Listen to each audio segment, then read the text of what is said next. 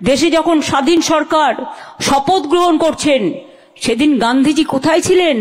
বাংলায়, বেলেঘাটায়, গান্ধী আশ্রমে। সেদিন তিনি দাঙ্গা রোধ করছিলেন, কারণ তখন দেশ বিভাগ হয়ে গিয়েছিল। যারা এক কাপড়ে সবকিছু ফেলে দিয়ে চলে এসেছিল উদ্বাস্তু হয়ে, তারা তো দেশের নাগরিক হিসেবে গণ্য হয়েছে।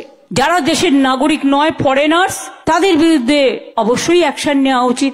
টেকনিক্যাল লোক একটা নয়ডাতে, দিল্লিতে একটা হোটেলে থাকতে গেছেন বাচ্চাকে নিয়ে, বাংলায় কথা বলেছে বলে তাকে থাকতে দেওয়া হয়নি। আমি যদি অন্য ভাষাকে সম্মান করি, তোমরা তাহলে আমার ভাষাকে সম্মান করবে না কেন? রবীন্দ্রনাথ ঠাকুর কোন ভাষায় কথা বলতেন? নজরুল কোন ভাষায় কথা বলতেন? স্বামীজি কোন ভাষায় কথা বলতেন? রামকৃষ্ণ কোন ভাষায় কথা বলতেন? আমাদের পার্লামেন্টের দুটো গান হয়, একটা ন্যাশনাল অ্যানথেম কে লিখেছিল? রবীন্দ্রনাথ ঠাকুর, জনগণ। আর একটা ন্যাশনাল সং কে গিয়েছিলেন?